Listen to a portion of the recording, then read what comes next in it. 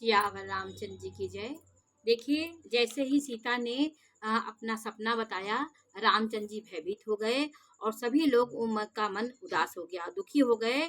और उनके मन में ये हो रहा है कि लक्ष्मण से उन्होंने कहा, सीता ने बताया कि मैंने रात में सपना देखा है और माताओं को मैंने अलग वेश में देखा है और सब उदास हैं। ये सब समाज के सहित भरत आए हैं। प्रभु के वियोग की अग्नि से उनका शरीर जल रहा है। ये सब सीता जी सपना बता रही हैं। तो रामचंद्र जी लक्ष्मण जी से कह रहे हैं कि यह सपना अच्छा नहीं है। लखन सपन यह नीक न होई, कठिन कुचाह सुनाही कोई। उन्होंने कहा है लक्ष्मण, यह स्वप्न अच्छा नहीं है। कोई भीषण कुसमाचार, बहुत ही बुरी खबर सुनवाएगा, यह एहसास हो रहा है। ऐसा कहकर उन्होंने भाई सहित स्नान किया और त्रिपुरारी महादेव जी का पूजन करके साधुओं का सम्मान किया। रामचंद्र जी ने देवताओं का समाज पूजन और मुनियों की वंदना करके श्री रामचंद्र जी बैठ गए और उत्तर दिशा की ओर देखने लगे। आकाश में धूल छा रही है। बहुत से पक्षी और पशु व्याकुल होकर भागे हुए प्रभु के आश्रम को आ रहे हैं।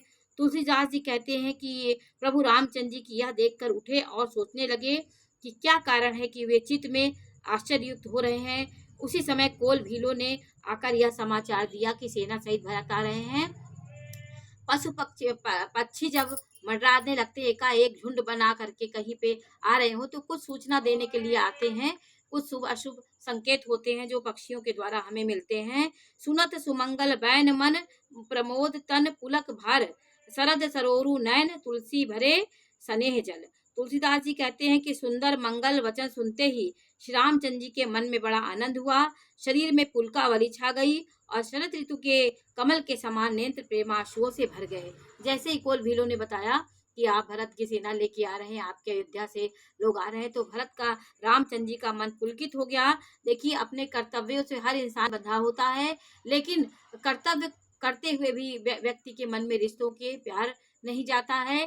तो रामचंद्र जी ने यही दिखाया कि वो भी प्रेम आंसुओं से भरे हैं, दुखी हैं, लेकिन वर को पूरा करना है और वरदान को पूरा करना है। ये सब चीजें उनके मन में हो रही। सीतापति रामचंद्र जी ने पुनः सोच के वश हो गए और भरत के आने का क्या कारण है। फिर एक के एक ने आकर ऐसा कहा कि उनके साथ बड़ी भारी शत्रुंगनी सेना है। यह सुनकर रामचंद्र जी को अत्यंत सोच हुआ। इधर तो पिता के वचन और उधर भाई का संकोच। भरत जी के स्वभाव को मन में समझकर वे तो प्रभु रामचंद्र जी चित्त को ठहराने के लिए कोई स्थान नहीं था। तब वह जानकर समाधान हो गया कि भरत साधु और सयाने हैं तथा मेरे कहने में आज्ञाकारी हैं। लक्ष्मण जी